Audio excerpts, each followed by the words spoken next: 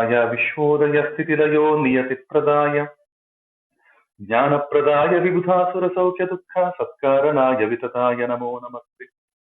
नारायणं नमस्कृत्य नरं चैव नरोत्तमं देवीं सरस्वतीं व्यासं ततो जयमुदीरये। देवं नारायणं नत्वा सर्वदोषविवर्जितं परिपूर्णं गुरुंश्च गीतार्थं वक्ष्यामि लेशतः। लक्ष्मीनारायणं नत्वा पूर्णबोधां गुरूनपि कुर्म श्रीकृष्णगीतायाः भाष्यादुक्तार्थसङ्ग्रहम्। हरिः ओम्। Welcome everyone. This is the weekly Pratipadartha. I think we all have the known people, so I may not have to explain in detail. This is something that we do every Saturday to look at the word-by-word breakdown of the Bhagavad-Gita shlokas, and so far we have covered till the 31st shloka of the Bhagavad-Gita in the 10th adhyaya. We are today, the room title indicates that we are looking at shloka number 32. Basically the quick brief context to the Bhagavad-Gita, the place that we are currently in the 10th adhyaya. We all know that the Bhagavad-Gita is very popularly studied in a three-part sequence. There is a first shatka or the hexad, the second shatka, the second hexad, or the third shatka, the third hexad. Hexads are basically the group of 6 chapters. So that all the 18 chapters are fundamentally divided into 3 groups. The first 6 chapters convey a particular theme. The next 6 chapters convey a particular theme. And the last 6 chapters convey a particular theme. And what is that particular theme? There are different schools of thought which call it differently. Some schools of thought call it as the 3 shaktas as the Tattvamasi, coming out as the Tattvam Asi, as the 3 distinct themes coming in the 3 shatkas. Jnana, Bhakti, Vairagya, the 3 shatkas. The first shatka is all about Jnana, second shatka is all about Bhakti, the third shatka is all about Vairagya. Sadhana, Vibhuti, Moksha. That's another way of looking at it. There are some schools of thought which calls it as Sadhana Shatka. The first chapter is all about sadhana, kartavya sadhana is something that we understood. Second is the vibhuti, the swarupa vibhuti, and the third shakta is the moksha, kaivalya. And this is in line with the way the Patanjali Yoga Sutra also divides the 3 parts of its contents. After the first part, which is the samadhi pada, Patanjali Yoga Sutra talks about sadhana pada, vibhuti pada, and the kaivalya pada. Right? And we also try to do what could be the hint given by Bhagavan Sri Krishna. When we look at that, we always refer back to the first shloka of Bhagavan Uvacha in the Bhagavad-Gita, where Krishna uses this very beautiful term called Anarya Jushtama Swargyam Akirtikaram Arjuna.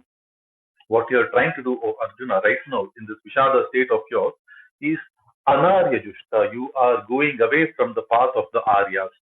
You are doing something aswargyakara. You are doing something that doesn't take you to the position of Swarga.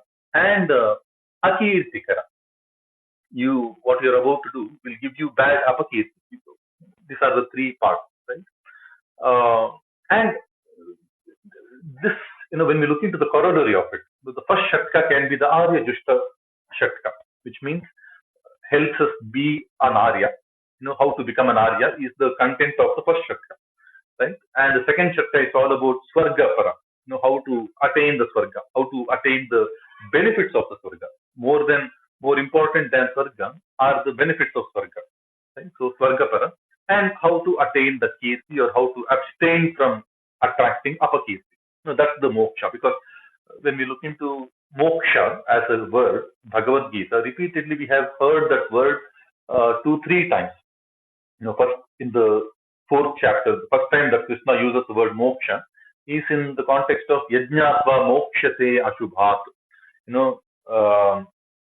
When he starts off the 4th chapter, the second part of it, around the 15th shloka, kim karma kima karmeti kavayopyatra mohitaha. Nobody knows what is karma, what is akarma. Even the best of the mind gets confused to determine what is the pravriti, what is the nivriti, when to progress, when to abstain, what to do, what not to do, what to talk, what not to talk. That's a very classical conundrum. kim karma kim akarmeti kavayopyat samotsaha tatte karma pravakshami. That karma is what I will be talking about now.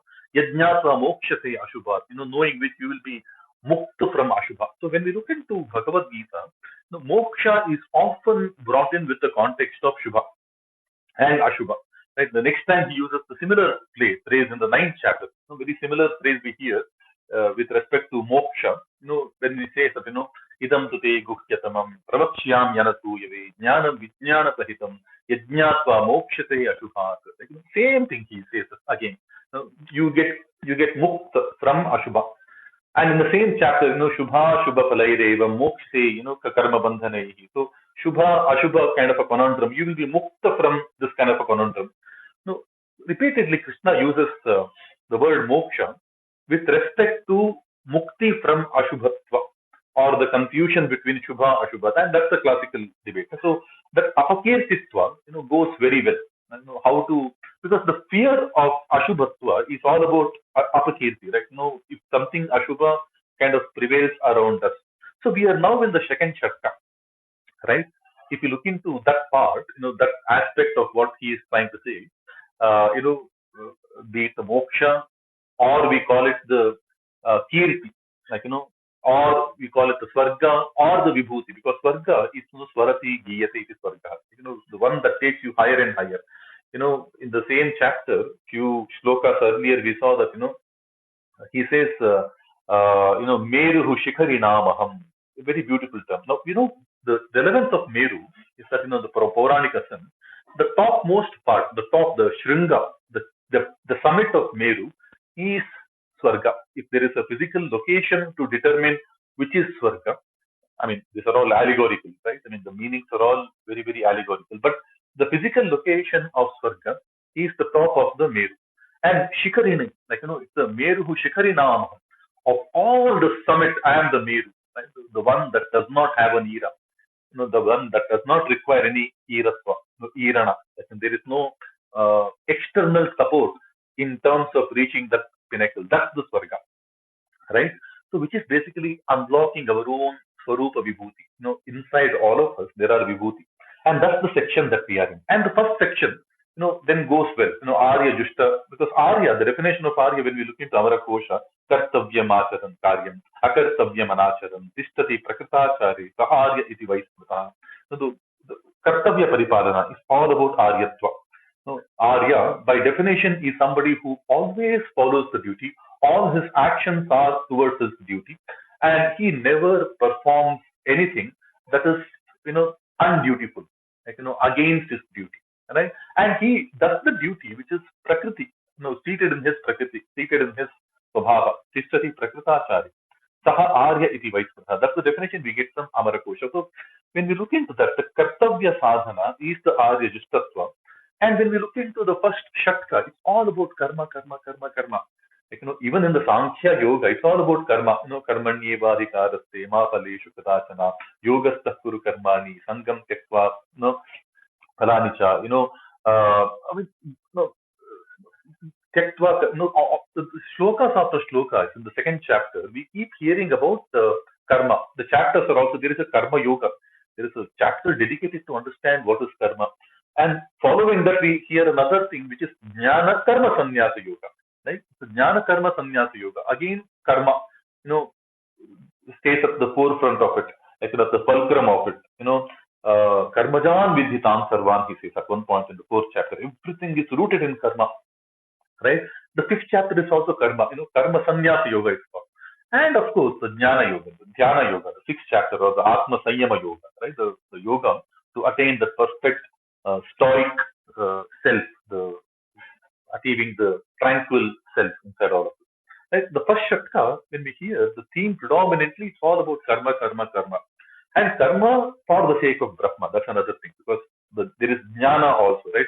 So some people, when they look at this entire thing as jnana, bhakti, vairagya as the three predominant things, the ultimate jnana is sarvam kalvidam Brahma, right? Everything is Brahma. But Brahma, the way we understand the Param Brahma, when we look into some other texts like this, Vishnu Sahasranama, Yogo, Jnanam, Tapha, Sankhya, Vidya, Shilpadi, Karmaka, Vedaha, Shastrani, Vijnanam, Etat Sarvam, Janardana. Everything is linked to the Param Brahma. Everything is linked to that Janardana. Like, Yoga, Jnana, Sankhya, Shilpadi Karma, Shastrani, Vijnana. All of these things are linked back to the Param Brahma. In the eighth chapter, we hear that, Ekastvena, Prataktvena, that karma, what is karma? That is also linked to Brahma. What is Adhyatma? That is also linked to Brahma. What is Brahma? He himself is a Brahma. What is Yajna? That is also him. All, Adi Daiva, Adi Bhuta, everything is linked to that Brahma. But in the ninth chapter, he explains that, Ekastvena, Prataktvena, Bahudha Vishwatu Mukampite. It's the one, Sarvam Kalvidam Brahma.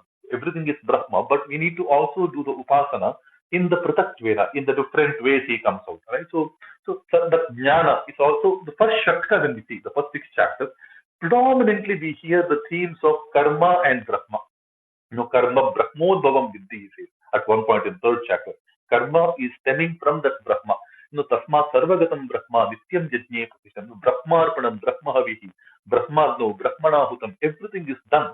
The karma is done for the sake of Brahma Adhitva. Like, Brahmanyadhaya karmani sangam tyaktva karoti yaha lipyatena sapapena padmapatramivamsa. Chapter after chapter, when we see the first shakti, all toggling between karma for the sake of Brahma.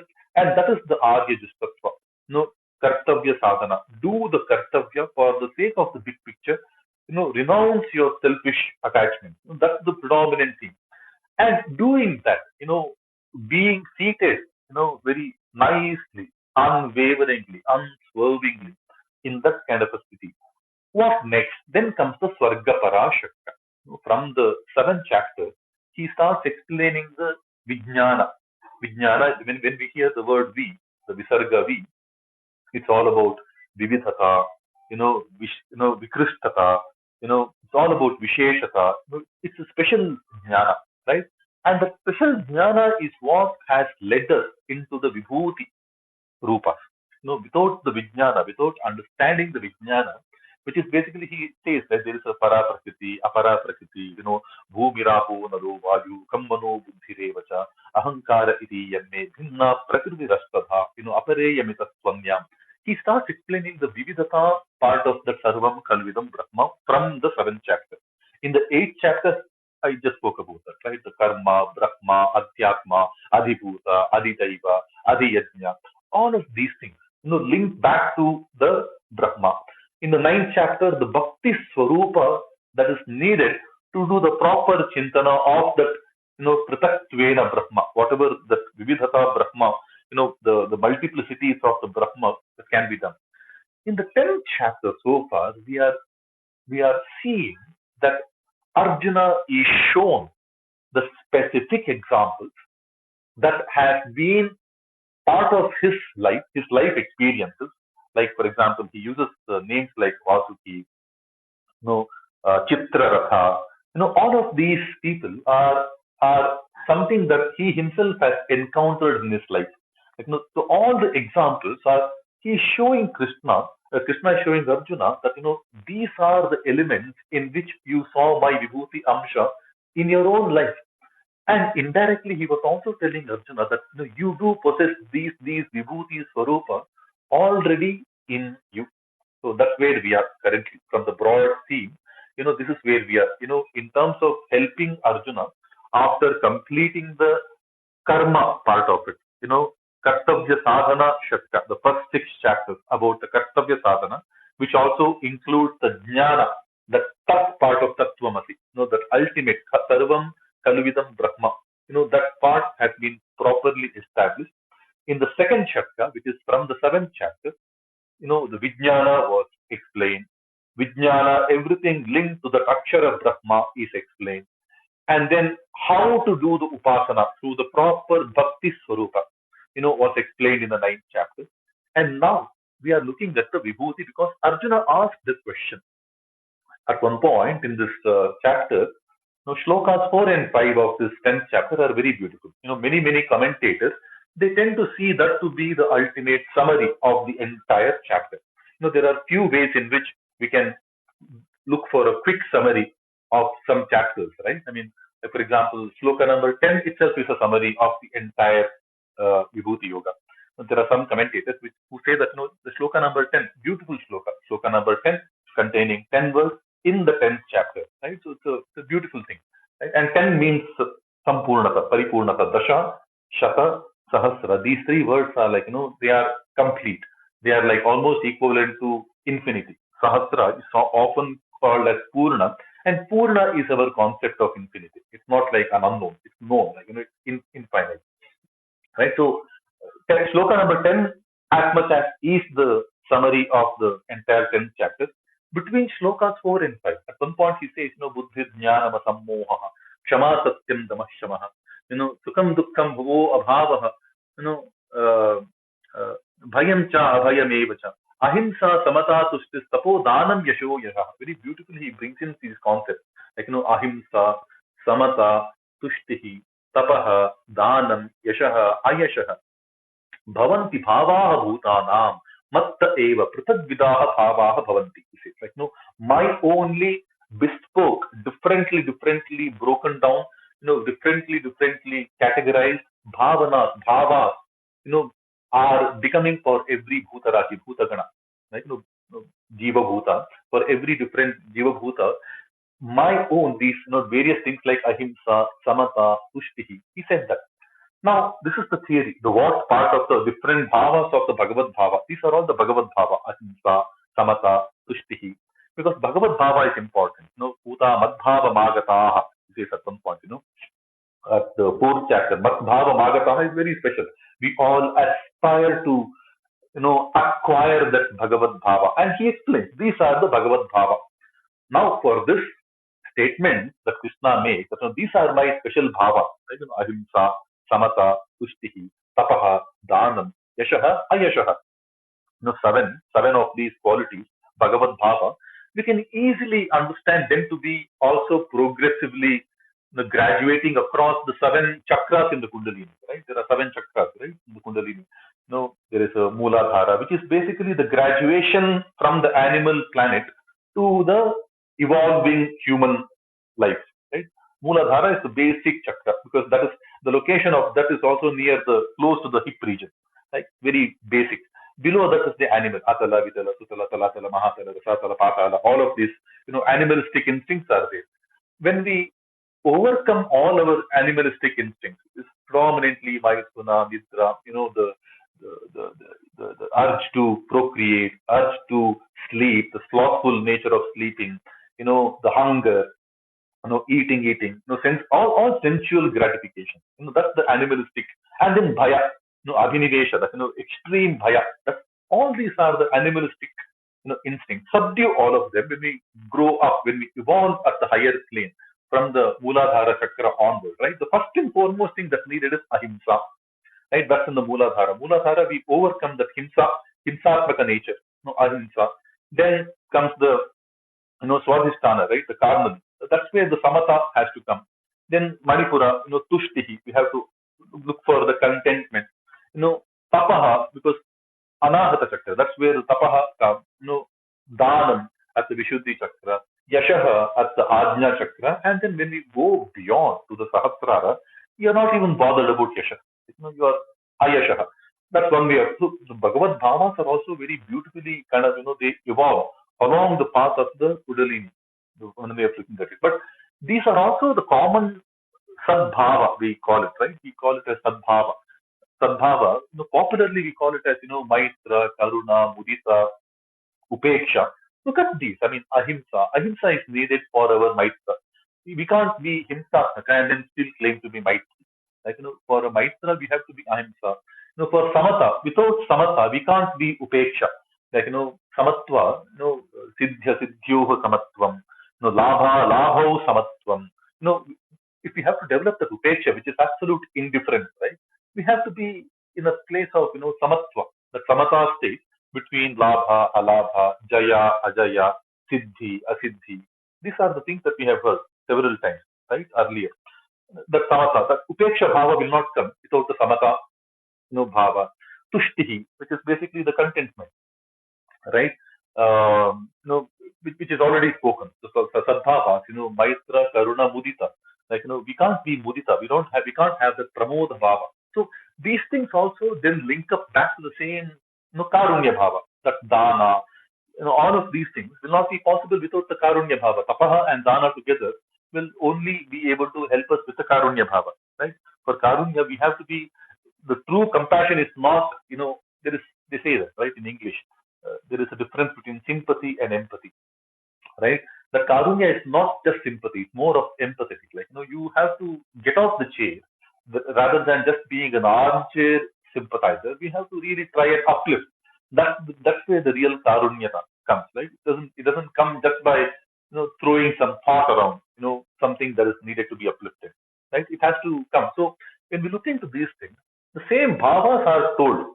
The Bhagavad bhavas are beautifully told in these two shlokas. But Arjuna goes one step forward. Tell me, keshu cha bhaveshu chintyosi bhagavan maya. There is a question. Okay, katam vid, tvam sada parichintayanta. No, katam vidyamaham yogin tvam sada parichintayan. He says at some point, right? In shloka number 17. Okay, keshu cha bhaveshu chintyah asi he bhagavan maya chintyah asi.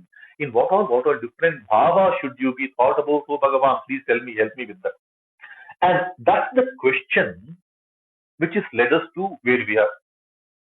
Tell me, in where all, which all bhava should you be seen, should you be thought about, should you be contemplated upon by me?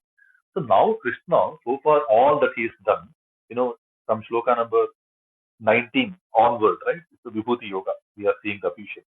All that he has done is he has given those specific bhavas in terms of Arjuna's own life experiences, in a way that when we look into the words, there is a Gaunatmaka significance also that comes out.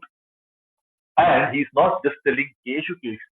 Keshu Keshu is a Saptami Vibhakti question. He's telling Kiska Kiska. Like, the answers are all in Shashti Vibhakti. Like, these are the bhavas, that's the Bhagavad Bhava, my bhava, in these people. Like Adityana, Vishnu, the Vishnutva. The Vishnutva is the pervasiveness, right? The all pervasiveness and the Niyamakatva, the regulatory power.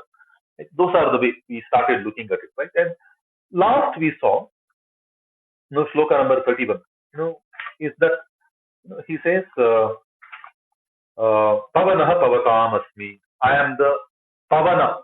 Pavana is the Pavatam, the purifier, Shodhakanam or Vegavatam, the speedy. Pavana, the wind god, has two key attributes. The Shodhakatva, and there is a Vegavat. Like, there are two. Ramaha, Ramati, Ramayati, the one that gives you the delight. And again, right, the one delight is basically the Mudita Bhava. When you look into the Bhagavad Bhava, it's the Mudita Bhava, right? Jashana Makaraschasmi, Mam Karoti iti Makaraha, right? The one that brings us the Ajnana, right? To temporary Ajnana. And then Makara, the example of Makara reported, right? Makara was the first instance where Arjuna shot to fame. The first instance where he encounters Makara in his life is where Makara creates the Ajnana. There is a second time also he encounters Makara, Ulupi, when he marries Ulupi. She takes him under the ground, and there he actually dies. There is momentary death also that Arjuna encounters. Basically, momentary Ajnana. Ulupi is also very intelligent, right? She defeats him in the Vada. He is supposed to be celibate in that time, but she convinces him. She is an amazing orator that we will see little later. Kirtihi, Shrihi, Vapchanarina, all the Naris, and Arjuna's Naris have those qualities. We will see that a little later, right? So, Makara had created that Ajnana, Manda Buddhitva a couple of times.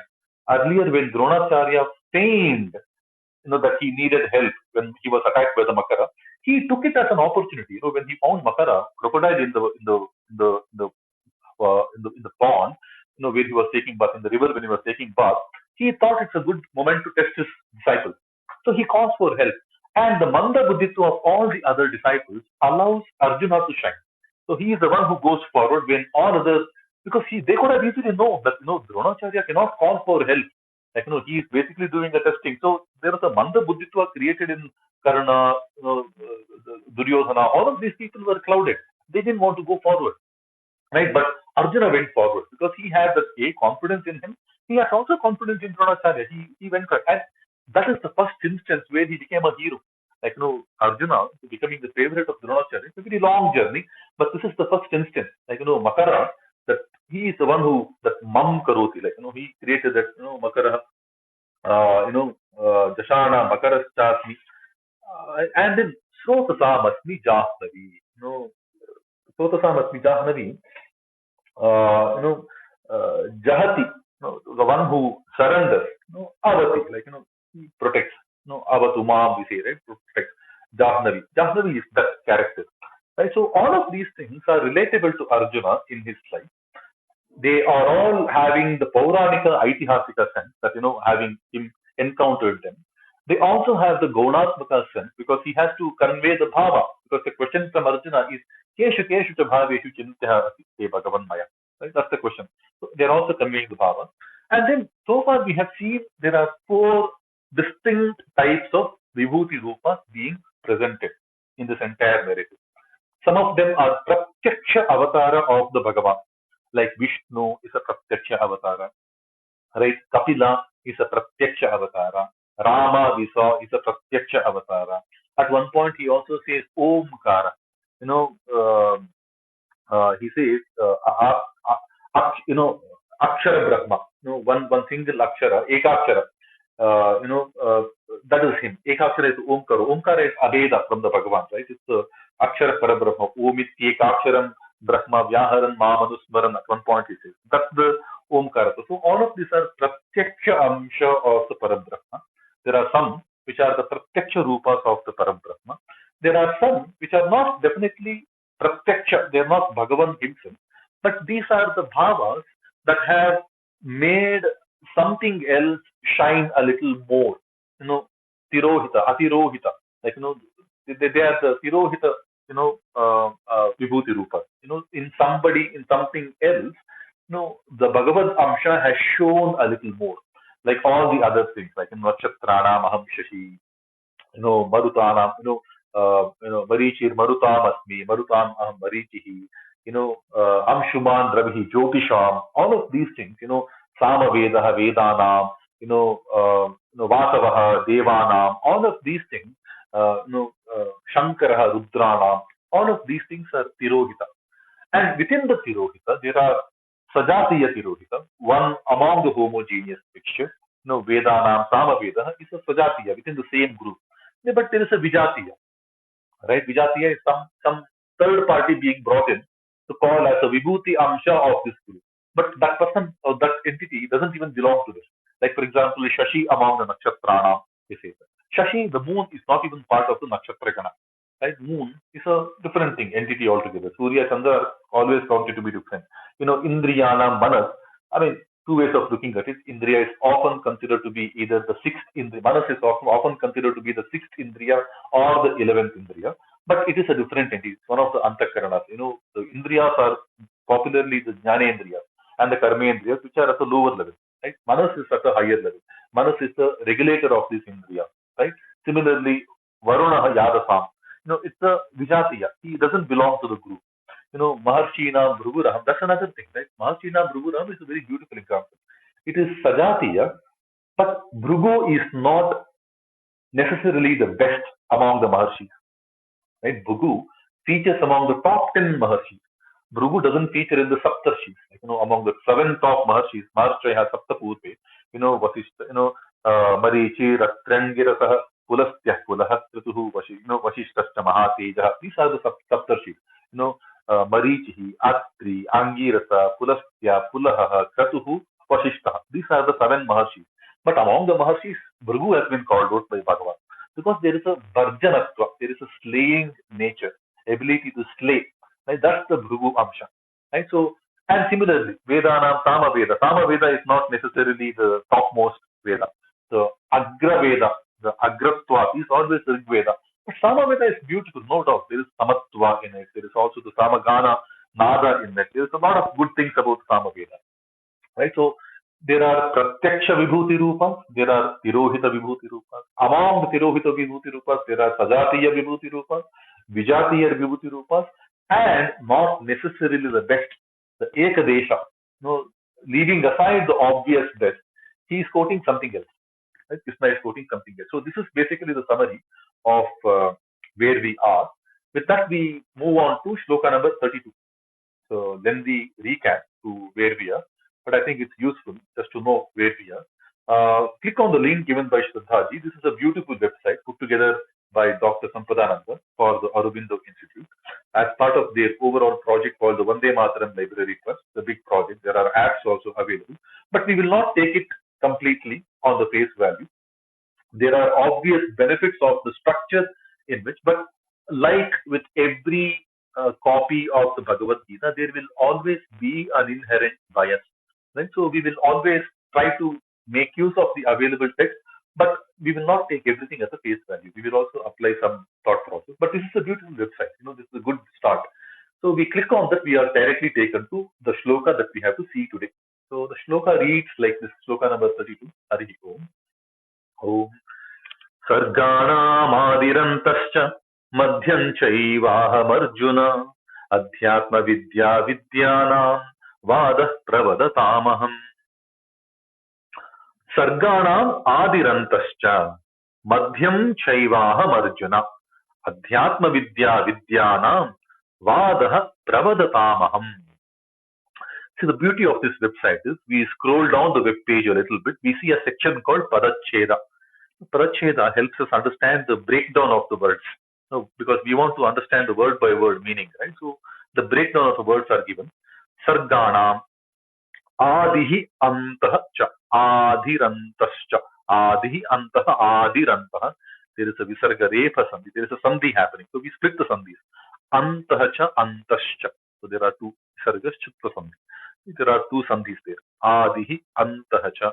Madhyam cha eva becomes chaiva. Chaiva aham chaivaham. So also there is a vriddhi sandhi, savarna dirgha sandhi. Aham Arjuna. Adhyatma vidya vidyana vadah pravadatam aham. That's the breakdown. But I think some of us could pick out easily. These words are not in a proper sentence format. So they have to be put in a proper sentence format, and that's what this website does also. The section above called Anvaya. Right? The section just above the Padacheda, we have a section called Anvaya, where these words from the shloka, after doing the Padacheda, are put in a proper unjumbled way, right? In a proper sentence format, the prose order. Right? That's what we hear. Anvaya reads like this: Hey Arjuna, ahameva sarganam adihi antah madhyam cha aham vidyanam adhyatma vidya pravadatam cha vadaha. We can understand Asmi is something that he has to say. Asmi. What does that mean? Hey Arjuna. Oh Arjuna. Right? We click on this link called dictionary. Little bit on the top of the page, there is a link called dictionary. Click on that. Hey Arjuna. Oh Arjuna. Sarganam, of all the creations, Sarganam is a Bahuvachana. Of all the creations, we have to use the genitive plural, Sashti Vibhakti Bahuvachana. Right? Of the masculine noun called Sarga. Sarganam, of the creations, Adihi Antah Madhyam Cha Eva. I am the beginning, the end, and the middle only. Right? Aham. Aham is full stop. The first aham is the full stop. The second aham is the new sentence. Aham Vidyanam Adhyatma Vidya. I am the Adhyatma Vidya of the Vidyas. Vidyanam Aham Adhyatma Vidya. Pravadatam Cha Vadaha Aham. Of all those who pravadatam, of those who debate, pravadatam, of all the ones who speak, of all the ones who prakrishtataha vadatam, no prakashataha, no prakrishtaha, so of all the top speeches, of all the top speeches, I am the vada.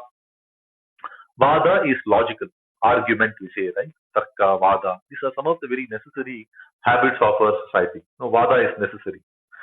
Okay, let's see what this. So he says, I am the Vada of the speeches, right? Not this debate, of all the Bhashana, of all the Katha, of all the talks. like of all the Prakrishta talks, of all the top talks, I am the Vada, I am the Adhyatma Vidya of all the Vidyas, and I am the Adi, Anta, and the Madhya of all the Sargas. Sarga is basically Srijati. Uh, you know, Srijanta iti Sargaha, right? Srishti, Sthiti, Laya. That's where he says, I am the Adi, Anta, Madhya. So, of all the Sargas, see, we tend to believe that the creation happened at one point in time. This creation happened, and that's a very temporary, or that's a very very limiting kind of a thought process. The creation happened when the shloka comes in the third chapter. Saha yajnaha prajaha srishtva puro vacha prajapatihi. It tends to appear like along with the yajna when the prajapati created people, like a past tense, right? But that is a present continuous tense from eternity. That creation has been happening, right? Creation, as we speak, we are part of this creation. We are live and direct in this creation, right? All of us are part of this creation. We also produce something. Through us also something is getting produced, right? So it's not the Adi, the Sargana, it's also the Madhya and also the Antya. When the Pralaya comes also, it's part of the creation. Pralaya is not another different entity. It's a natural course of the creation, right? Uh, uh, there is a beautiful padya, like the Dasa Sahitya. I'm forgetting that. Basically, the Bhagavan, just like how the playfulness of the people, right? When we go to the beach and play, right? We create the sand castle and then we break one castle. Now, breaking the castle might look like destruction from somebody's perspective, but that destruction is also creation from the maker's perspective, because he is using that sand to build something else. Right? He's going on playing. He builds one castle, breaks that, brings another one, breaks that, builds another one, breaks that. So breaking is also part of the creation. So when we look into that perspective, right, the Laya, the ice age, right, the complete collapse of the creation is actually part of the creation, so that something else, the new Big Bang comes, or the new, Kalpa begins. That's part of the continuous cycle. So Sarga is not like, we shouldn't think the way that, being told that, well, Sarga happened. Sarga continues to happen. Even what we call as a Big Bang were to be that Om that came out, right? The Big Bang. That is the Shabda. So the Shabda Brahma was the first thing that came out, right? From the Andatamas, in the Mahat Tattva, when it was growing restless in that Andatamas, the Shabda first came out. First Tanmatra that came out was the Shabda. To make way for the Shabda Tanmatra, Akasha as a medium to convey Shabda was brought in. That's the first Tattva, the Bhautika Tattva. Panchamahabhuta. The first thing that came out was Akasha. And Shabda condensed, got a little more restless, got a little more explicit, took a new shape, because it's all Ahankara playing, right? Ahankara has to find its true nature. So Shabda expanded and became Sparsha. Shabda was not enough, it had to become Sparsha. And to convey Sparsha, the Vayu came into existence. From Akasha came the Vayu to convey, because without Vayu, without the air, without the ether, Sparsha cannot be a possibility. So for Sparsha to become reality, Vayu was the natural Bhautika element that has to come. So for each Tanmatra, there was a Bhautika element that came out. The first thing that came was Sarga. So, and that's a continuous thing. We can't just say the Shabda, the Big Bang that came out was the Adi. No, Vayu, emergence is also part of the Sarga. From later, from Vayu came the Jyoti. Jyoti, because the Sparsha was not enough. It had to find itself a Rupa. Right? The Sparsha had to find, from Shabda to Sparsha, it had to find a Rupa. And Rupa is not possible without Jyoti. And so, to facilitate the emergence of Rupa, which was a natural Ahankaric path for the Vayu, for the Sparsha to take forward, Jyoti had to come, because without Jyoti we can't see. Right? There is no way to see. So Jyoti's emergence is also part of the Sarga. From Jyoti, the Apo, because Rasa had to come. Rupa was not enough. The Rasa, the essence had to come. Right? So Rasa had to come. So Apo came. From Apo, the Prithvi came. Because Prithvi had to facilitate the Gandha. And from then, there are many, many other, Chetana, Chetana, different types of Jivarashis came into being. I mean, these are all elaborated in the Purana. So we can't just say that, the creation was limited to the Big Bang. From that point, the evolution goes on, right? We are continuously evolving. The Prakriti is continuously evolving, right? So the Madhya is also part of the Sarga. The Anta, what we call as the Pralaya, that's also part of the Sarga, right? So he's giving a very nice view, because at one point he also said, Karmanaiva hi samsiddhe mastita janakadayaha. There again, it's a present continuous tense, right? So even your samsiddhi, asthita, which is a present continuous tense, like no, you remain in the state of samsiddhi, you remain in the state of sarga, that's why when he calls you know karma, kim tad brahma, kim adhyatma, kim karma purushottama. The answer from Krishna to the question of kim karma, what is this karma? The answer was bhuta bhava udbhava karaha visarga tat karma. That visarga which brings about which does the udbhava of the bhuta bhava, bhutana bhava, the different prabhava, different bhava, different existences, different expressions, different manifestations of the bhutakada. That visarga itself is the karma. Right? And visarga is what? Vividhata sarga, vikrishta sarga. No, it's a vishishta sarga. It's got the multiplicity, it's got the special, it's got the pinnacle. It's topmost. It's it's plural. It's got variety in it. Like it's very special. Vishishta. So that's the visarga. So sarga is not just sarga, it's the visarga. So the word that Krishna uses at one point was visarga. So now he's elaborating on that. That bhava, there is a adi part of the sarga is also me. The madhya part of the sarga is also me. And the end part of the sarga is also me. All of this is the sarga which is constantly bringing about the different bhava of the bhuta rashi, right? Which is constantly bringing about. I mean, the bhuta rashi were different when just the shabda came out. The bhuta rashis evolved into something else when when the sparsha got created. Furthermore into the rupa, it took a different bhava. Furthermore in the rasa, it took another form altogether. When the gandha came, punyo gandha prithvivyam chana. When the punya gandha came, it took up a different form. And today when we have this human life progressing in certain way, that sarga is ongoing. It's not over, right? It's continuous. So when we say creation of the Brahma, I think we are all part, currently live and direct, continue to be part of the sarga, where we also have some nimitta karya to facilitate or to add to that sarga, because that's part of the design. Whatever we are doing, that karma is also part of that visarga, is also part of that sarga, is also part of that creation. So our karma has also got a role to play. Just like how Shabda had a role to play, the Akasha had a role to play to bring about the Vayu. Akashat Vayu, we say, right? Akasha had a role to play in the emergence of Vayu. Vayu had a role to play in the emergence of Jyoti. Jyoti had a role to play in the emergence of Apu. Apu had a role to play in the emergence of Prithvi. Prithvi had a role to play in the emergence of multiple Chetana, Bhuta Rashis. Like, so they all have a role to play. That's the karma, right? That's where karma then also becomes the vidhi vasha karma. It's also ordained karma. We're all part of this sarga, continues to be. So there's a lot to think about it. But sarganam, of the sargas, I am the adi, anta, and madhya. See, of is a very beautiful thing because they're all in shashti vibhakti, genitive plural. Genitive class is basically of, apostrophe s or of. Ramasya means ramas. Like, Ramana means of the Ramas.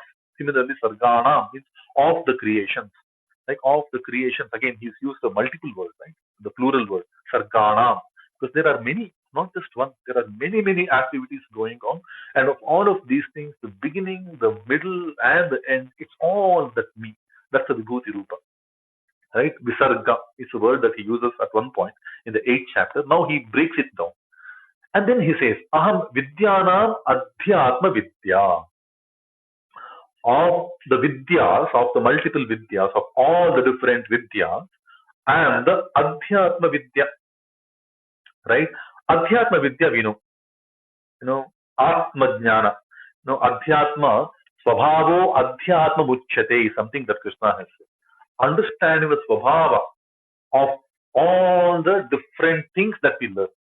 See, we might be learning a lot. You might be learning about the computer. You might be learning about coding. We might be learning about astronomy. We might be learning about the planets. We might be learning about many, many things. And even in this chapter, there are many, many things that are being taught. But is Arjuna really going to the root of it and understanding the true swabhava of all of those things? Right? That is, if he does that, then he has acquired the Bhagavad Tattva. The swabhava of every Bhutarashi, of all the Vidya, is also Bhagavan. Vedaisha sarvai rahameva vedya, he says. The true swabhava of all the teachings of the Veda is himself. This is something that comes in the 15th chapter, a little later, this line. Vedaisha sarvai rahameva vedya. But fortunately, we started this entire journey of Pratipadartha from the 15th chapter for this precise reason, because there are a lot of gems, that we need to pick out, from the 15th chapter. So, fortunately, we started this journey from the 15th chapter. He says that the true swabhava, the true nature of learning in everything that needs to be learned is the Bhagavan himself. So, that's one way of looking at it. See, again, this is something that we need to remind ourselves constantly. This Vibhuti Yoga is talking about Bhagavan himself. He is the ultimate Vaibhava Rupa. He is the ultimate opulence, right? Absolutely, no doubt about it. He is the entity in everything. But him being the entity in everything also means that those entities are shining a little more. So there is a Vaibhava to be appreciated in many, many different things that come around us. And the way this chapter goes on to explain, so far we saw there is a Vaibhava Rupa, Vibhuti Rupa in the Adityas also. There is a Vibhuti Rupas in the Daityas also. In the Adityas, he quotes the Vishnu, that Vamana Rupi Vishnu. In the Daityas, he quotes Prahlada.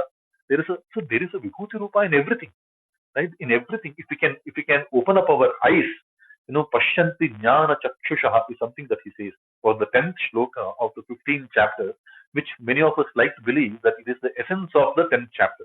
Purushottama Yoga, we started the journey from the Purushottama Yoga primarily because the Purushottama Yoga, shloka after shloka, is the mirror into chapter after chapter. The first shloka of the Purushottama Yoga, 15th chapter, is the mirror to the first chapter of the Bhagavad-Gita. The second shloka of the Purushottama Yoga is the mirror, is the keyhole into the second chapter of the Bhagavad-Gita. Similarly, the 10th shloka of the Purushottama Yoga, which is Utkramantam Sitam Vati Bhunjanam Vagunamidam Vimudha Na Anupashyanti Pashyanti Jnana Chakshushaha. Only with the proper knowledge will you be able to appreciate this Vibhuti Rupa, the Vaibhava Rupa of the Bhagavan, who is the Bhokta, Vishayan Upasevati. He is the one who has enabled everything that is prevailing in this life, in this creation. And he is the one who is eventually enjoying it also. Vishayan, Adhisthaya Manaschajan Vishayan Upasevati. That's what he says.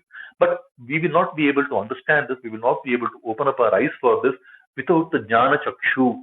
So when there is Jnana, when there is Vidya, that Svabhavatva, he says that Prain Aham hi sarva yajnana bhukta cha prabhurevacha natumam abhijananti tatvena ataha chavanti te.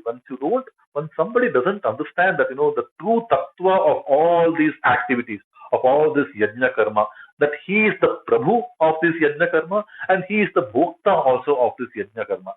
The one who doesn't understand that, he will keep on relegating himself. Tatvena ataha chavanti. They keep relegating themselves. That's what he says in the 9th chapter.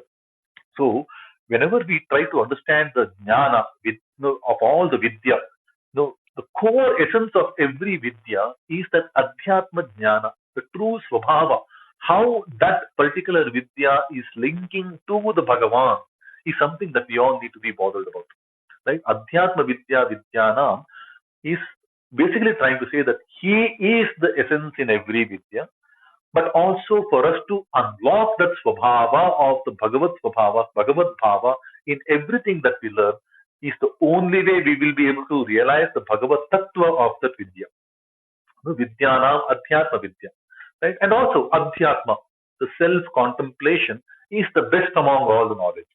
Understanding my own true self is the best among all the knowledge.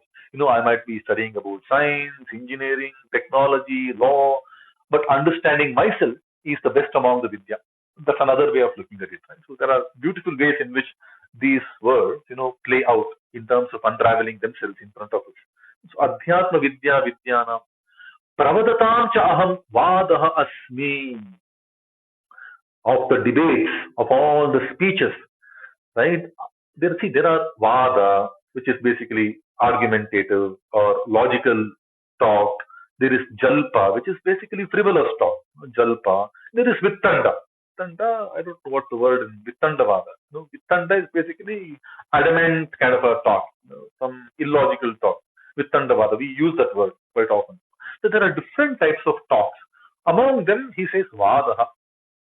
Vadaha, basically, there is a lot of logic in it, because that is what Vadaha is the only way we can forge ourselves forward in terms of unlocking the Adhyatma Vidya. And once we understand the Adhyatma Vidya, is where we will understand that, be it in the Adi, Madhya, Anta, all of these things are part of the Sarga. Right? The true Adhyatma Vidya will take us to that. So there is a reverse engineering also we can do by looking at the sequence in which these shlokas are mentioned. Right? So I think there is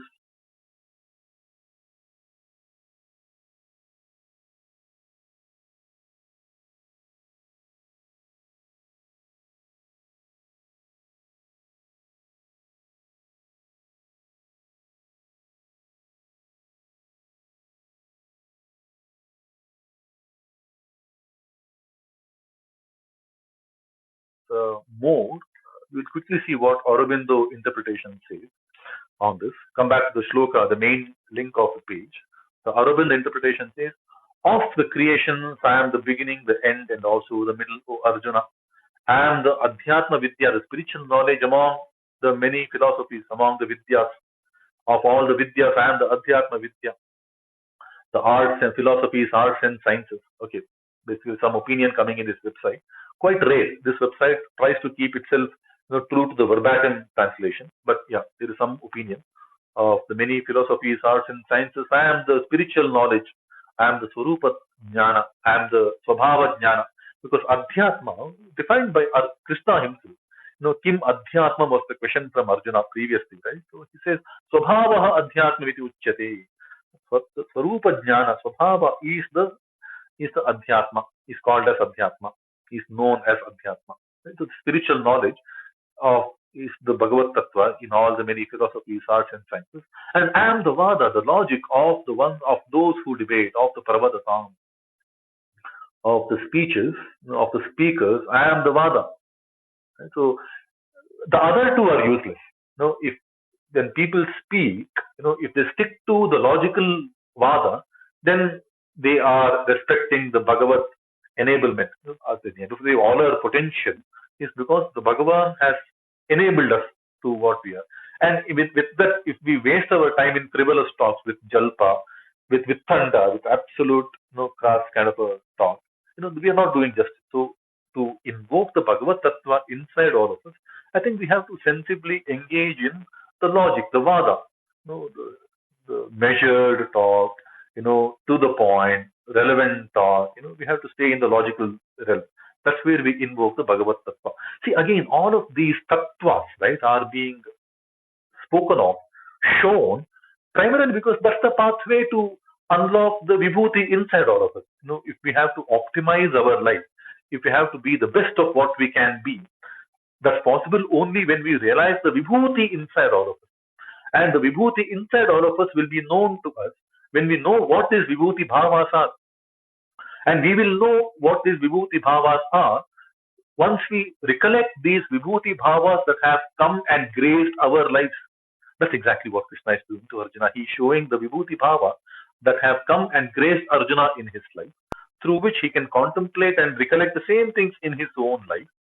And with that, he will shine. We know for the fact that what happens to Arjuna, right? Even after 5,000 years after this war, he's been regarded as the greatest warrior of this Bharatavarsha, right? So we know what happened. So his Vibhuti Amsha came out so beautiful. Okay, with that we move on to the next sloka. On the top of the page, on the right hand side top of the page, we have this next link. We can quickly, easily go to the next one. Or in the address bar, we can change 32 to 33. So the next sloka reads like this. अक्षराणामकारोऽस्मि द्वन्द्वः सामासिकस्य च अहमेवाक्षयः कालो धाताहं विश्वतो मुखः अक्षराणामकारोऽस्मि द्वन्द्वः सामासिकस्य च अहमेवाक्षयः कालो धाताहं विश्वतो मुखः. What does the Padacheda say? Aksharanam akarah asmi. Akarah asmi becomes akaro asmi. Akaro asmi becomes akaro asmi. And dvandvaha samasikasya cha. Aham eva akshayah. Eva akshayah becomes eva akshayah. Eva akshayah kalah. Eva akshayo kalah. Kalah dhata. Kalo dhata. So the visarga sandhis, right? Dhata. Dhata aham dhataham. There is another savarna dirgha sandhi. Aham vishwato mukhaha. So these are the breakdown of the words. When we unjumble these words, we get the anvaya, right? Aksharanam akaraha asmi. Samasikasya cha dvandvaha. Aham akshayah kalaha aham. Vishwato mukhaha aham. Dhata eva aham. So there are two things where he calls himself as part of something, and the other three he just says, I am these. Let's see what it means. We click on dictionary.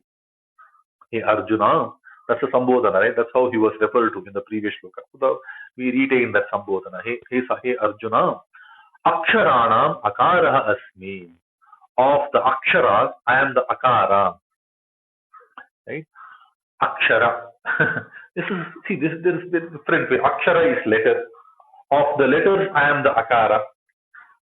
Right? Akara is what the Varnamala begins with Akara. It's the Agra Akshara. It's the Agratva. So the Tattva of Akara is the Agratva. When we look into the Rig Veda also, it begins with Riksama Yajurevata. We always take the name Rig Veda at the beginning, but Rig Veda begins with Akara. Agnime ele Purohitam Yajnasya Devam Ritrijam Otaram Dhatnada. So Akara is the Agra. Agni is also Agratvat Agni. Like we say that Agni is being extolled so nicely. The first 9 mantras, right, are basically the Agni Sukta. Right? They're basically all about Agni. The next one is Agni and Vayu. Right? So Agni continues to get extolled in Rig Veda very nicely. Right? So Akara is the Agra Akshara. So that's one way of looking at it. But Akshara Mala. So Akshara is na Ksharati. Like, there is no Kshara. There is no perishability. There is an imperishable. Like, so in the imperishable, and the Akara, is the negative word. The negative letter of the Akshara is the A, right? A is the one that makes Kshara as Akshara. No, Kshara is perishability. No, Akara is the one that gets added to Kshara to make it a non-perishable. So we can look at it that way also, Akaraha. So there are few ways in which we can look into this. But basically he says, among the imperishables, I am the Akara, the negativity that makes it imperishable. Of all the letters, I am the Agra. So there is an Agratva. So I am the topmost. Like, so these are all Meruhu Shikarinam. So the top part, I am the top. So Pandavas, among the Pandavas also, the Pandava is often Arjuna.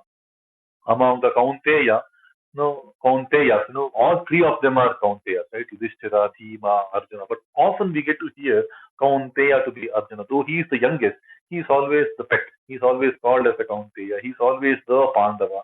Others being called as Pandava is a little rare. I mean, they are called as Pandava.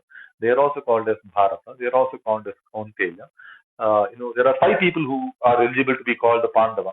But in the Bhagavad-Gita, the first chapter, when we see Madhava Pandavas Chaiva, it doesn't need to say any other Pandava. When Sanjaya sees Pandava, it obviously refers to Arjuna, not Yudhishthira, not Bhima, no one.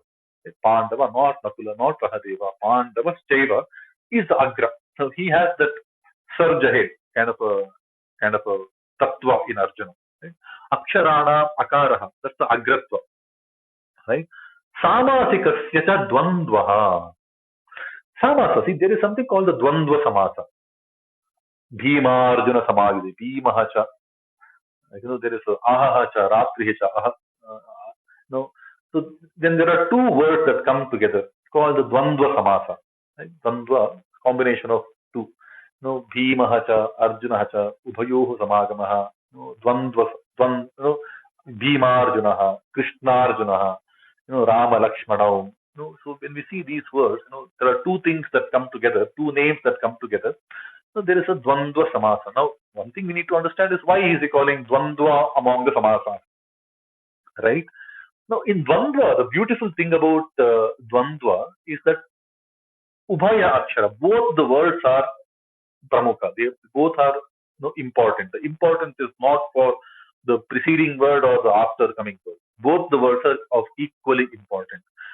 Krishna Arjuna Samvada. This is called the Krishna Arjuna Samvada. Both Krishna and Arjuna are equally important in that. Because this is Krishna Arjuna Samvada. It's not Krishna Samvada, not Arjuna Samvada. It's Krishna Arjuna Samvada. Both of them are equally important. But samasa, dvandva is very important. Dvandva is called duality. Literally speaking, dvandva is called dual. Dvandva is also the word for confusion. Whenever we have confusion, dvandva. But let's understand dvandva to be the confusion. When we have confusion, right? The best way to resolve confusion is to make it a battle of two. Right? The confusion is best. If there is a problem, samasya. If you have to find a solution, samasa. If you want to forge a solution, if you want to forge a brevity into a samasya, then we have to understand a samasa for it, and we have to bring the mix together.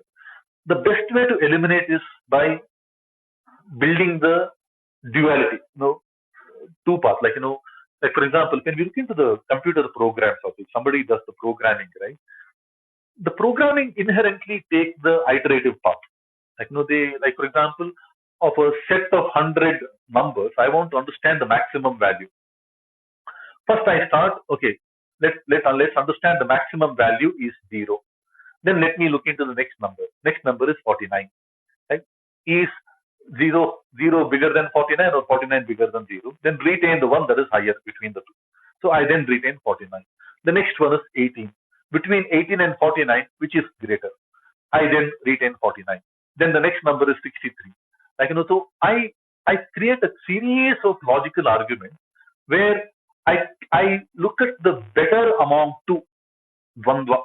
So best way to resolve confusion among these 100 odd numbers.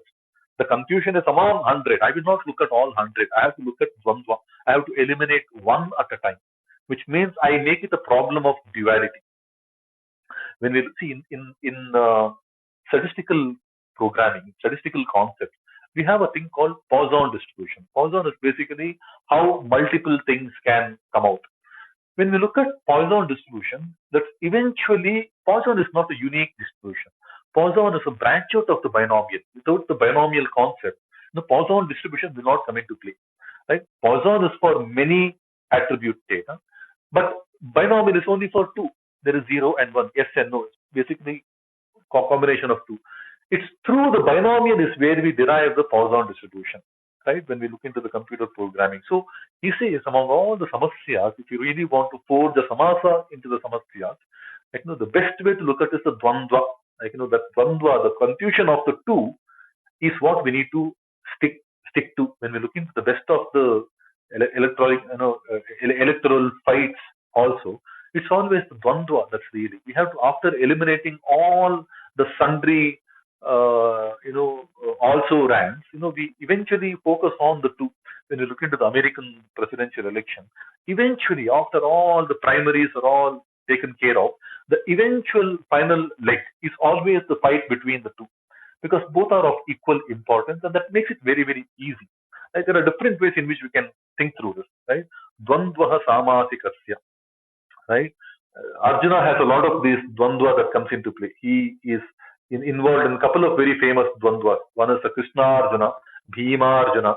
Whenever we see these names, Arjuna is often part of these dvandvas. Aham, aham akshayah kalah. That's the next one.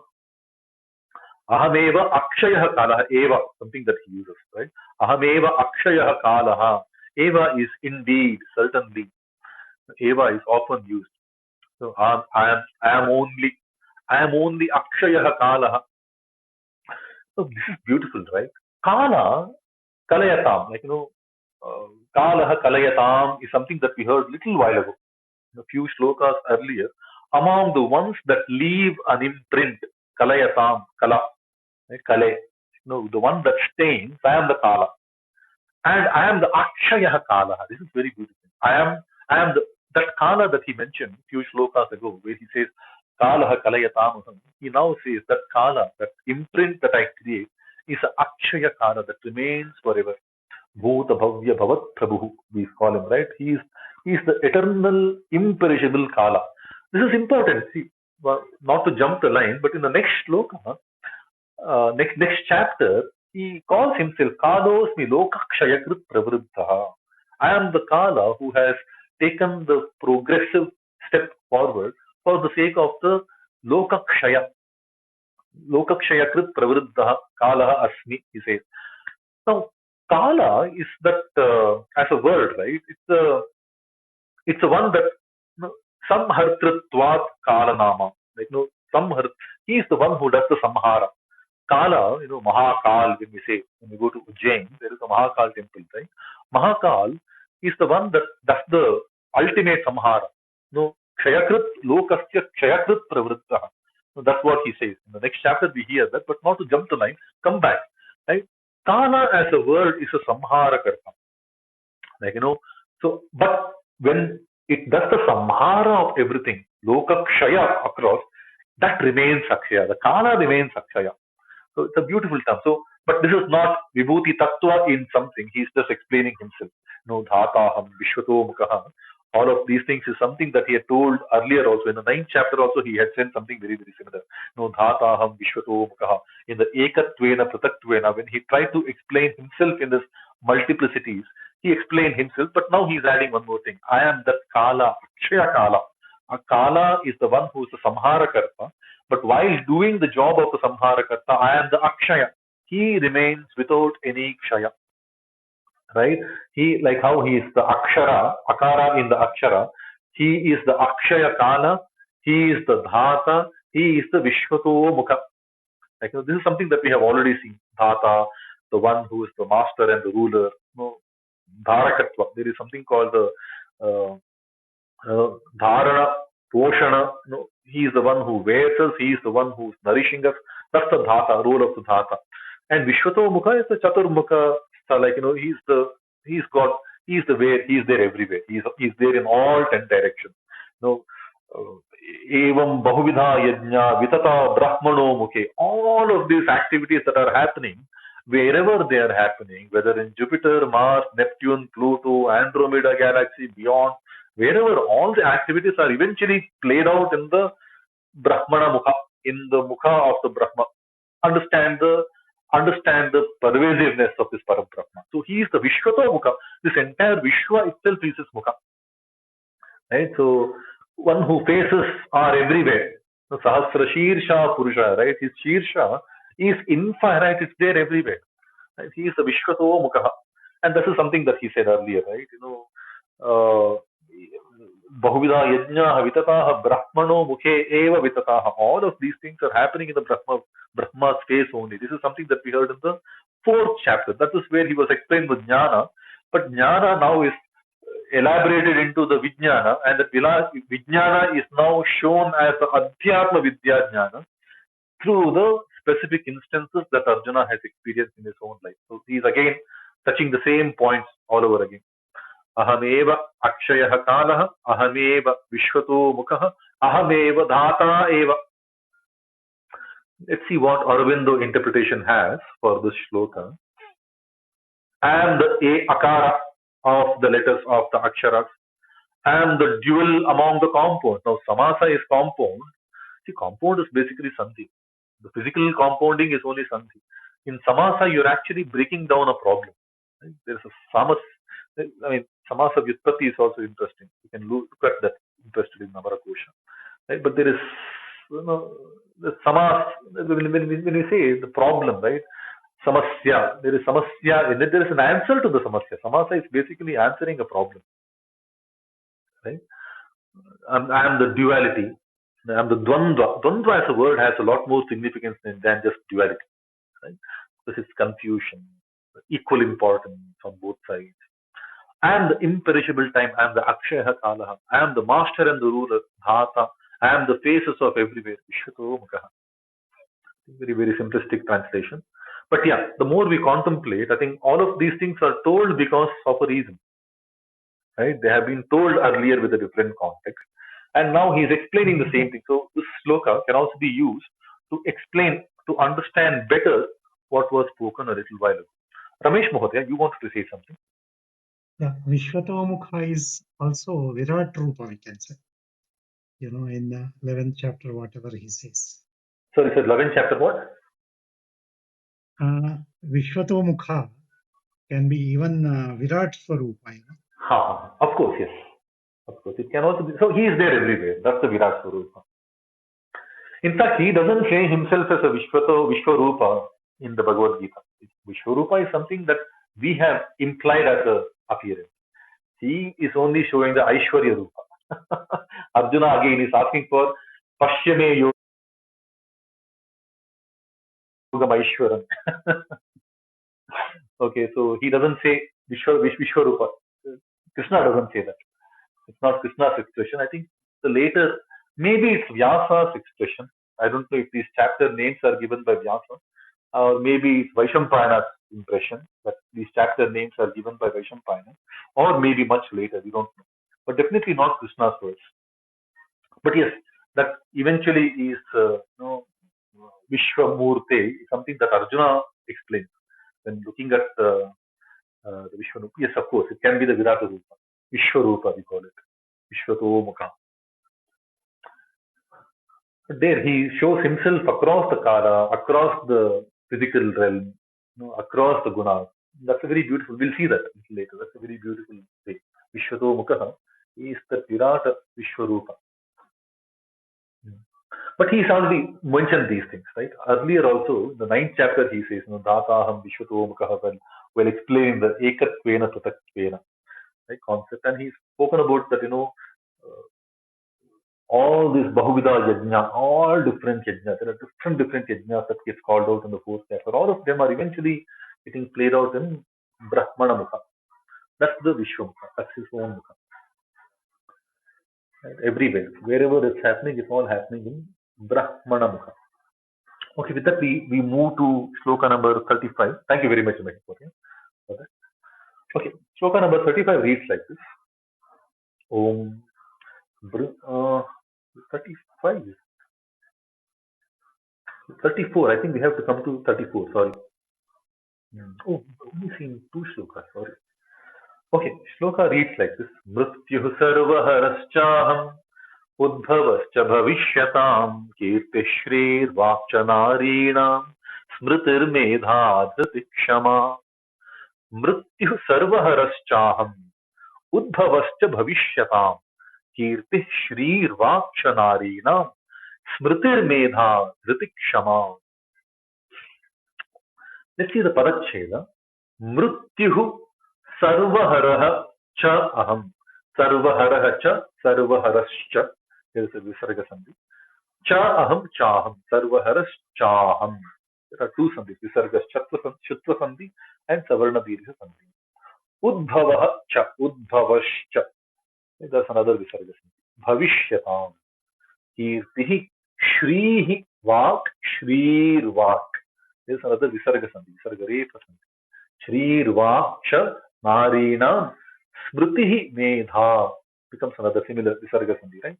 Smritir Medha. Dhriti Kshama. These are the words. We unjumble them and look at the Anvaya for the proper prose ordering. Aham Sarvaharaha Mrityuhu Bhavishyatam Udbhavaha cha Narinam Kirtihi Shrihi Vak Smritihi Medha Dhrit. There are 3 qualities, three Vibhuti Amshas that he is talking about. Let's see what they are. What does that mean? Hey Arjuna, he's still calling him Arjuna, right? That's a Sambodhana. That's how he was called. Arjuna was called. Hey Arjuna, Aham Sarvaharaha Mrityuhu. I am the all snatching Mrityu. I am the all snatching Mrityu.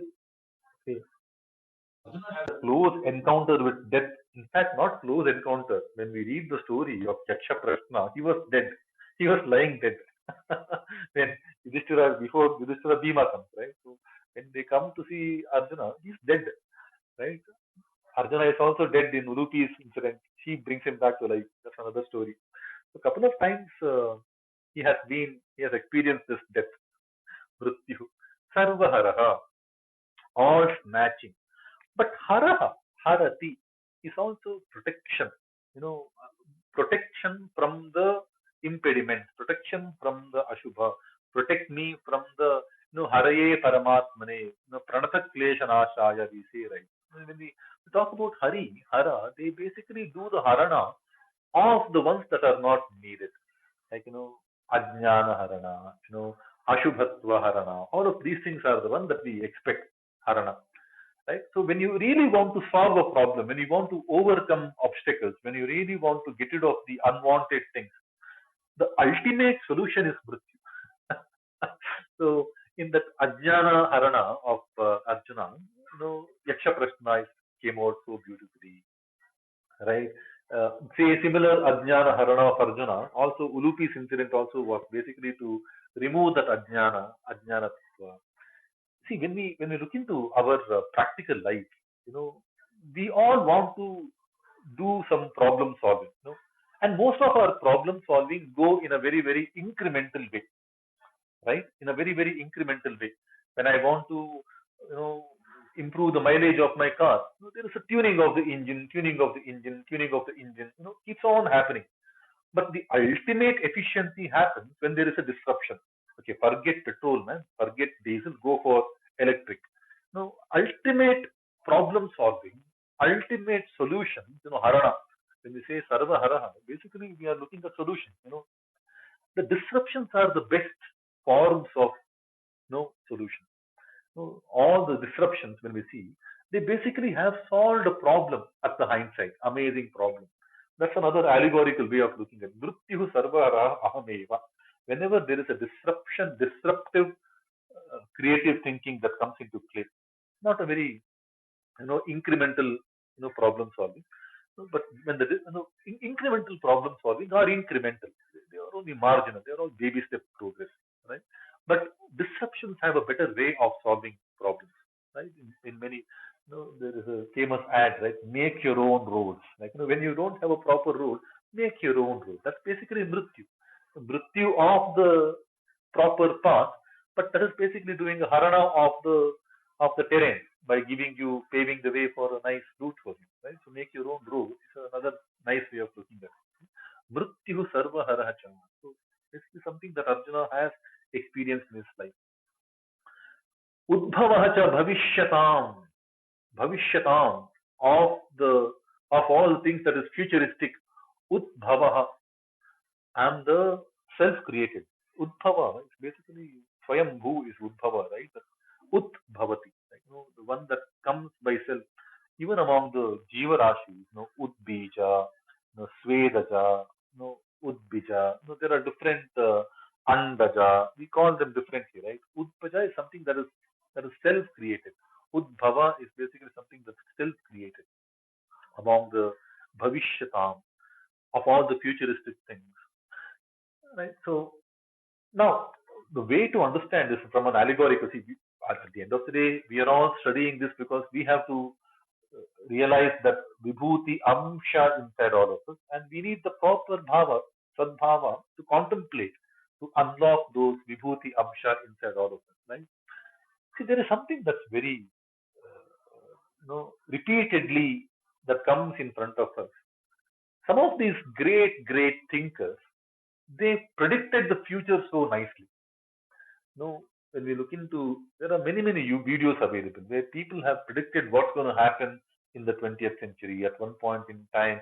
People will have their personal gadgets, in which they will be permanently glued on to. And, and these predictions that happened some 50, 60 years ago, where people had no clue what digital computing is. They had no clue what this internet, satellites, so many satellites hovering around the planet and helping us in this digitization. People had no clue these things will happen. But the ones that didn't have a clue are the commoners like us, because we were completely clouded in the ajnana. But the ones that predicted the future were actually contributing to the future. The Udbhava, whatever they are doing, they do it with the intention of adding to the future. Right? They knew exactly what is this contribution of mine adding towards in terms of the realization 60 years down the line. Like Udbhava Bhavishyatam, they actually had a rule. See, when we look into the Udbhava Rupa of many, many things, right? The ultimate Udbhava we see is Vishnu. Right? Vishnu, sorry, not Vishnu, Brahma. Brahma comes from the navel. Though Brahma, we call him as the son of Vishnu, we don't know who is the mother of Brahma. Of course, Mahalakshmi, the Prakriti is there. But Brahma comes directly from the navel of Vishnu. He is Udbhavati, he is the one who comes directly from the. Now, Brahma is creation, right? Brahma is known for creation. Vishnu is known for maintenance, Sthiti, like Srishti, Sthiti. Now, the best form of Srishti is that comes from the Sthiti. When you look into the imagery of Brahma, the one that Udbhavati, the best form of Srishti is in the Sthiti. It stems from the Sthiti. It can't come from outside. So when we look into the innovation, all of the innovations that we see are all incremental innovation, mainly because they wouldn't be possible without the Sthiti being completely taken into the stride. So Bhavishyatam Udbhava. Udbhava has to take that bhava shape in the sthiti, in the current state. And that's the best way to forge the future. So basically, of all the things that we see in the future, the proper Bhagavad Tattva is what has been constantly being gestated, that gets Udbhava, that gets birth from the sthiti. Right? That's one way of looking at it. Right? Narinam, of the women, of the naris, of the women, Kirtihi asmi, Shrihi asmi, Vakcha asmi, Smritihi asmi, Medha asmi, Dhritihi cha asmi, Aham, Ahameva asmi. So he is the Kirti, Shri, Vak, Smriti, Medha, Dhritihi, and Kshama. Sorry, there is another one. Kshama. Kirtihi is glory. We saw that, right? Kirti is the ultimate thing to aspire for when we come to the moksha, because akirtikara is bad. Kirtikara is what we need to aspire for. So kirti, glory, shrihi is opulence, beauty. When we look into the Shri Sukta, Ananda Kardama Shrida Chiklita Indira Sutta. These are the 5 Rishayaha. They are basically Indira Sutayaha. They're basically the Shri basically manifests in these 5 different forms. Ananda. Ananda is that ultimate happiness is itself is opulence. So we don't need wealth. Right? Ultimate happiness, Ananda itself is Shri. Kardama. Kardama is the moisture. Right? The Kardama is basically the wetness. Slush is Kardama. Moisture, because without moisture there is no life. We can't. Whenever we look for possibility of life in any far different places, we look for the presence of water. Without water there is no life. That itself is Shri. Right? That's Kardama. Chiklita. Chiklita is basically fertility. Fertility itself is Shri. Shrida. Shrida is that's the real wealth, the real dravya. That's the real Shrida is also wealth. And Indira Sutta. Indira is basically Manasindriya, right? Indira Sutta, the self-control, the sense control. That itself is Shri. Shri can come in many different ways. The website says beauty. Of course, it is beauty, but Shri can come in 5 different opulences, the different forms of opulences, right? Which is basically Ananda, Kardama, Chiklita, Shrida, Indira, all of these things.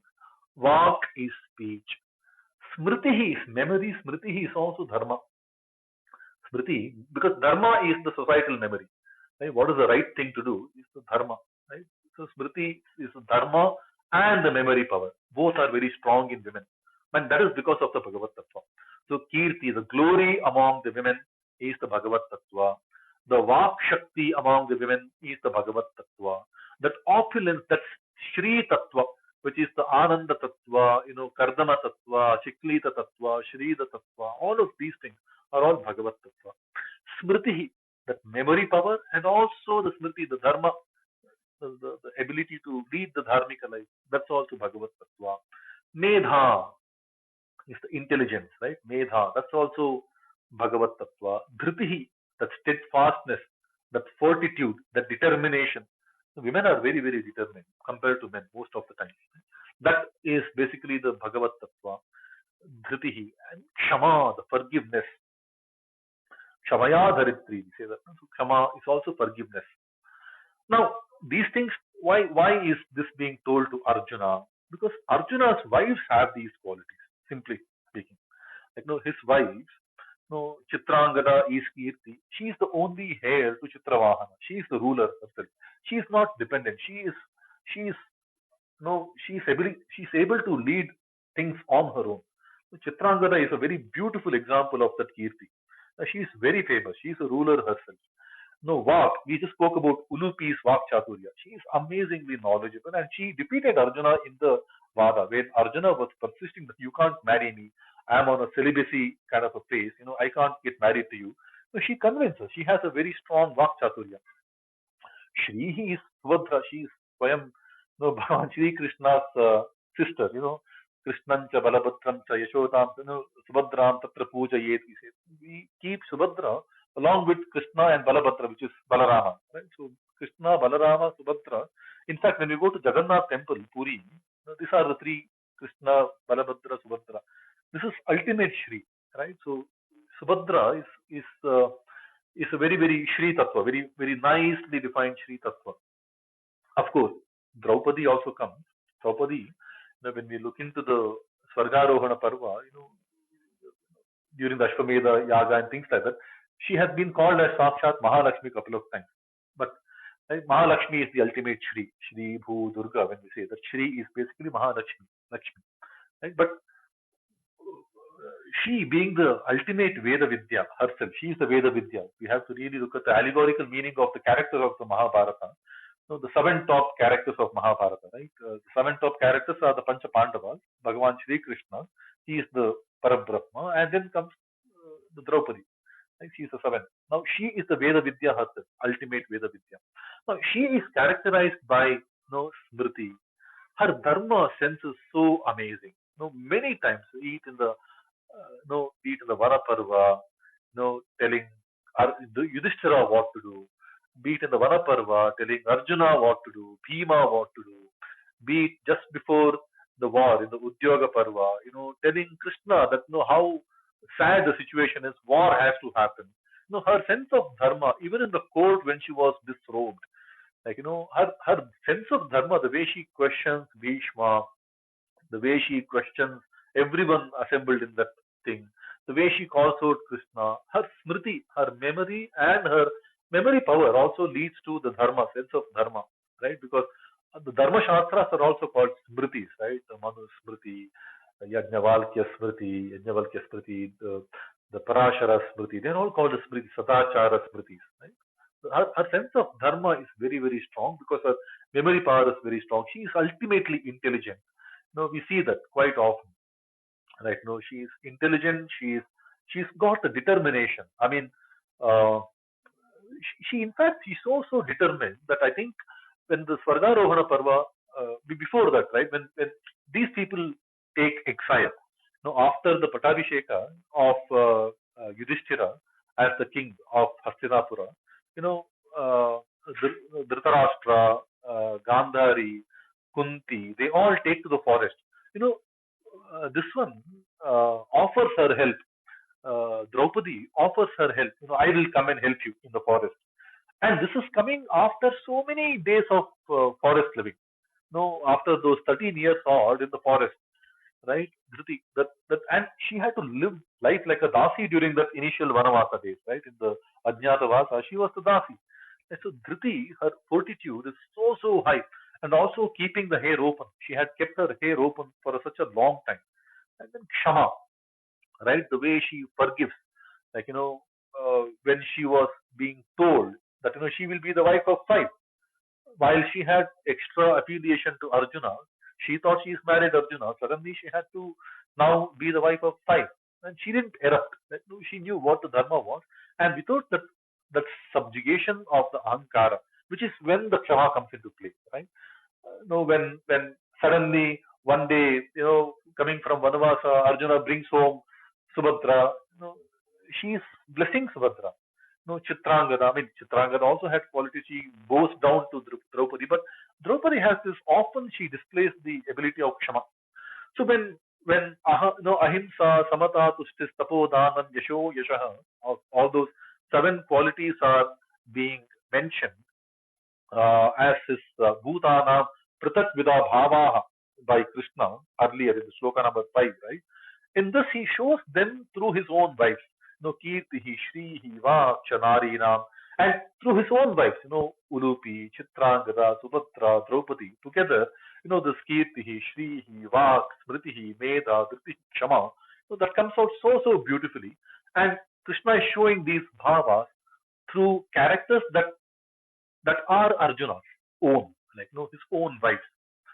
That's one way of looking at it, right? So let's quickly see what Aurobindo translation says for this shloka.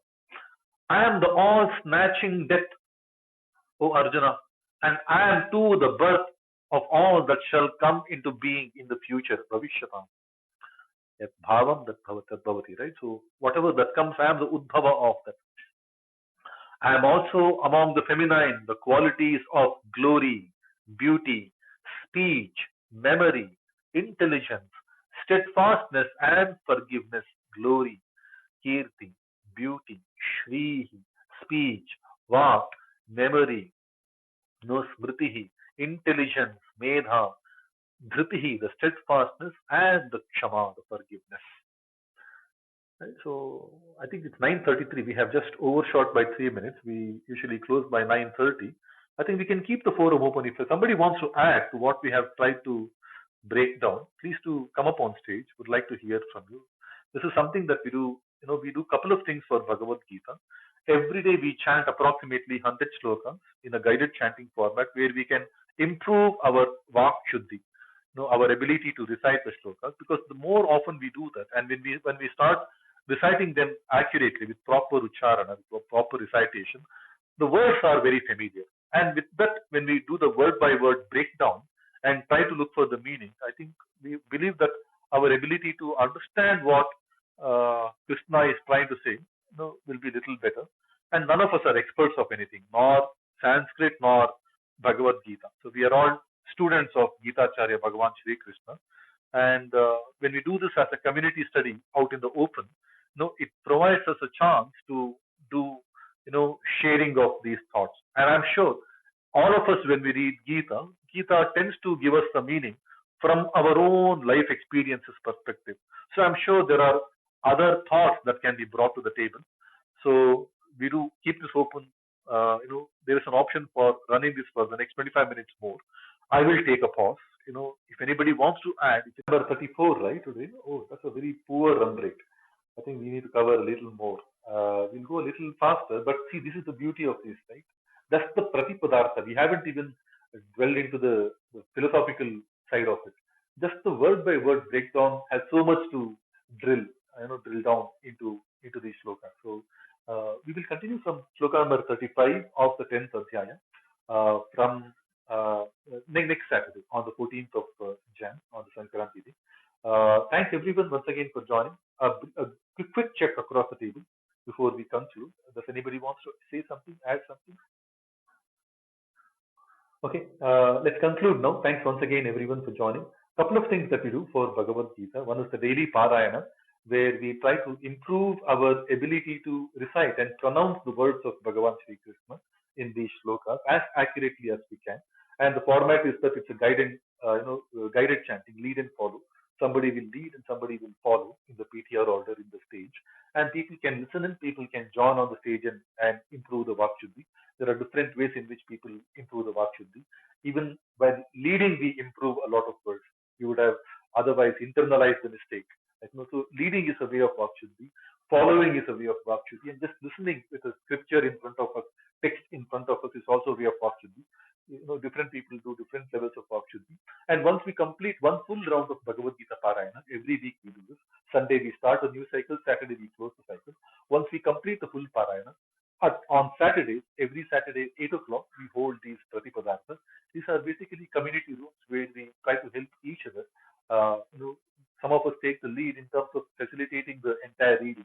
We take help of a couple of publicly available tools and then do the reading.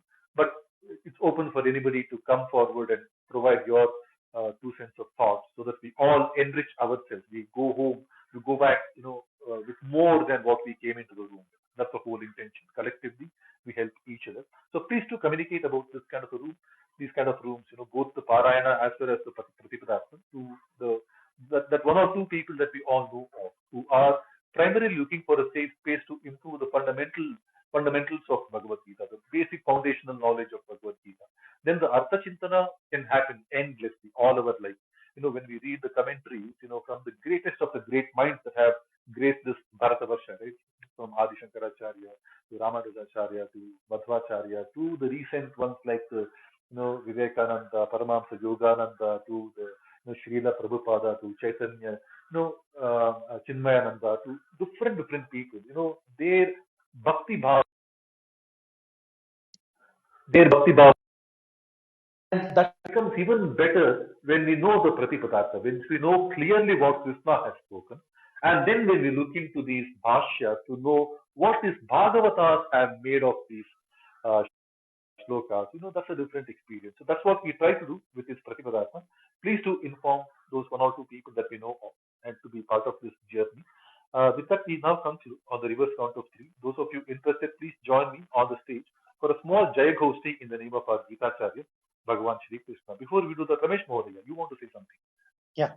कायेन वाचा मनसेन्द्रियैर्वा बुद्ध्यात्मना वा प्रकृते स्वभावात् करोमि यद्यत् सकलं परस्मै नारायणायेति समर्पयामि.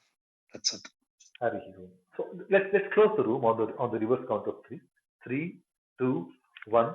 Namaste Vasudevaya Preyasam me Priyottama Samasta Guna Sampurna Nirdoshanandadayine Mukopi Yat Prasadena Mukunda Shayanayate Rajarajayate Rikto Raghavendram Tamashraye Bharati Ramana Mukhya Pranantarata Shri Gopala Krishna Priyata Shri Krishna Arpanamastu. Have a beautiful week, everyone. Have a beautiful weekend. Jai Shri Krishna. Jai Jai Shri Shri Krishna. Krishna. Jai Jai Shri Shri Krishna. Krishna. Jai Jai Shri Krishna.